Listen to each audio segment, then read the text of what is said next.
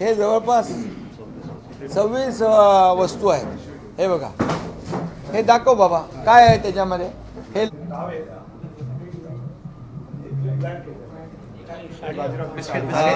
साडी, लाडक्या बहिणींसाठी साडी पण आहे। त्यांना जे लागणाऱ्या जीवनावश्यक वस्तू आहेत आणि त्यांना हे सगळं प्रत्येकाला जिथं जिथं आवश्यकता आहे तिथे तिथे सगळं हे वाटप होईल। पण एकंदरीत सर्वांचीच आमची भावना आहे की शेतकऱ्याला मदत करताना अटी शर्ती नियम बाजूला ठेवून शेतकऱ्याच्या मागं उभं राहिलं पाहिजे। आणि जेव्हा जेव्हा अशी मोठी अतिवृष्टी होते, मोठं संकट येतं, त्या वेळेस सरकारने मदत करणं हे आमचं सरकारची जबाबदारी आहे, कर्तव्य आहे।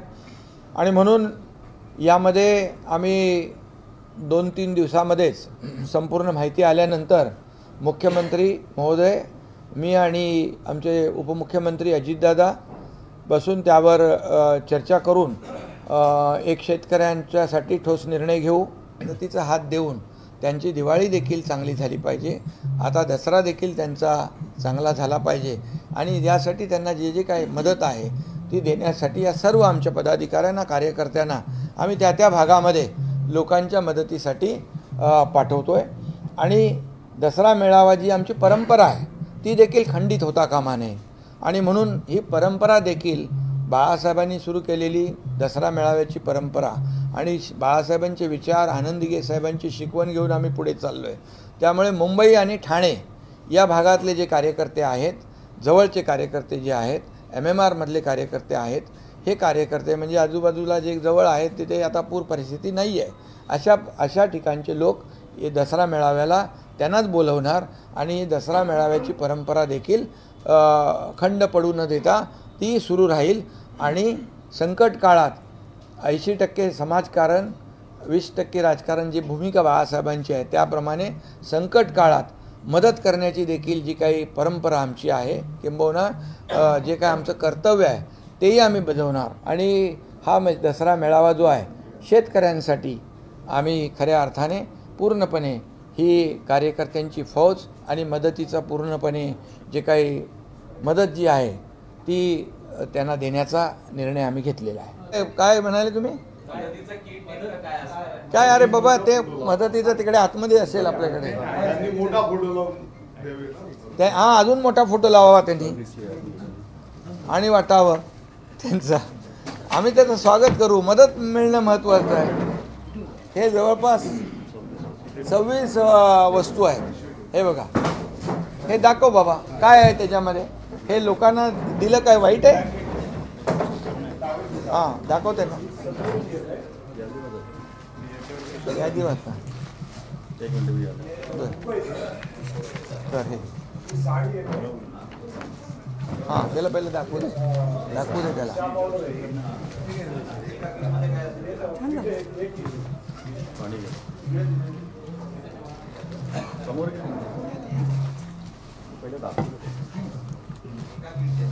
काय त्याच्यात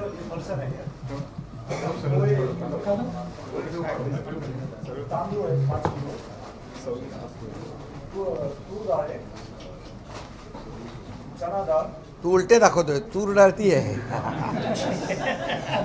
अरे ते शेतकरी आहे, मी इथं बसलोय।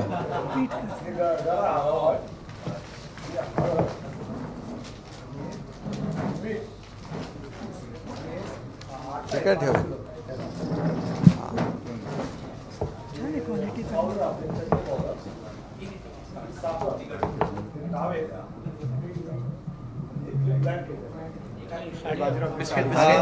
साडी, लाडक्या बहिणींसाठी साडी पण आहे। वया, पुस्तक, हां हे सगळ्या 26 वस्तूंचं तोरण तिथे अशा संकटामध्ये शिवसेनेचं धोरण आणि नाही 1 मिनिट, हां तू 1-2 मिनिटं त्याला बघून येतो, करू दे ना लोकांना समोरच्या। एवढं धान्य त्यांनी पण द्यावं, मोठे मोठे फोटो लावलेली आहे। जी वस्तू जी कीट जाणार आहे ती कीट आता या ठिकाणी उघडी करून दाखवली आहे। त्याच्यामध्ये तांदूळ 5 किलो आहेत, गहू पीठ 5 किलो आहे, तेल 1 लिटर आहे, तूर डाळ 1 किलो आहे, चणा डाळ 1 किलो आहे, साखर 1 किलो आहे, पोहे 1 किलो आहे, बेसन 1 किलो आहे, रवा 1 किलो आहे, मसाला 500 ग्रॅम आहे, मिरची पावडर 500 ग्रॅम आहे, हळद 500 ग्रॅम आहे, चहा पावडर 500 ग्रॅम आहे, मीठ 1 किलो आहे. त्यानंतर ज्या घरगुती आणखी वस्तू लागतात त्यामध्ये ब्लँकेट 1 नग आहे, टॉवेल 1 नग आहे, लाडक्या बहिणींसाठी साडी 1 नग आहे, सतरंजी 1 नग आहे, निरमाची पावडर 1 नग आहे, दंतमंजन आहे, कपडे धुण्याचे साबण 2 नग आहेत, आंघोळीचे साबण 2 नग आहेत, बिस्किटाचे पुडे आहेत, फरसांची पाकिटं आहेत. आणि जे विद्यार्थ्यांचे वह्या पुस्तक वाहून गेलेत तर विद्यार्थ्यांसाठी सुद्धा 1 डझन वरच्या वर वह्या आहेत, त्यांना लागणारी कंपास पेटी आहे. अशी 26 वस्तूंची यादी या किटमध्ये आहे. ही या ठिकाणी आपण वाचून दाखवलेली आहे. आता सांगा, आता आम्ही मीठ पण दिलंय त्याच्यामध्ये, म्हणजे अगदी बारीक त्यांना जे लागणाऱ्या जीवनावश्यक वस्तू आहेत आणि त्यांना हे सगळं प्रत्येकाला जिथं जिथं आवश्यकता आहे तिथे तिथे सगळं हे वाटप होईल. आणि हे काय हे आपल्याला आपली जबाबदारी आहे. सरकारच्या माध्यमातून करत आहे, प्रत्येकाने आपल्या आपल्या माध्यमातून केलं पाहिजे. तर त्याला कुठंतरी त्याचा संसार आपल्याला उभा करायचा आहे. त्या शेतकऱ्याचा बळीराजाचा संसार आपल्याला उभा करायचा आहे. आणि म्हणून बाळासाहेब नेहमीच सांगायचे की कार्यकर्ता घरात नाही तर लोकांच्या दारात शोभून दिसतो. आता हे लोकांच्या दारामध्ये मदतीचा हात घेऊन जाणार आहे. त्यामुळे हे सगळं जे आहे हे आम्ही करतो आणि हे तुमच्या समोर आहे सगळी मदत. शक्ती प्रदर्शन मानलं जायचं, पण आता जो तुम्ही निर्णय घेतलेला आहे हा स्वागतार्ह निर्णय आहे. 26 जीवनावश्यक वस्तू तुम्ही घराघरात पाठवणार आणि याचा आदर्श इतर पक्षांनी जे छत्रपती शिवाजी पार्क मैदानात मेळावा घेणार आहेत त्यांनी घ्यावा का? बघा, मी तुम्हाला सांगतो, हे एवढी मदत नाही, आणखी मदत जी आहे शासन म्हणून ती मदत होते आहे. आरोग्य व्यवस्था देखील आपण करतो आहे, स्वच्छता व्यवस्था देखील करतो आहे, रोगराई पसरू नये म्हणून त्याची काळजी घेतो आहे. त्यामुळे जे जे आवश्यक आहे ते सगळं आपण करतो आहे. आणि शक्ती प्रदर्शन काय, आता ही शक्ती जी आहे, शक्ती प्रदर्शन करण्याची गरज आम्हाला नाही आहे. शक्ती प्रदर्शन कुणाला करायला पाहिजे? लोकांनी आमची शक्ती, लोकांनी आम्हाला आशीर्वाद देऊन आमची शक्ती जगासमोर दिसलेली आहे.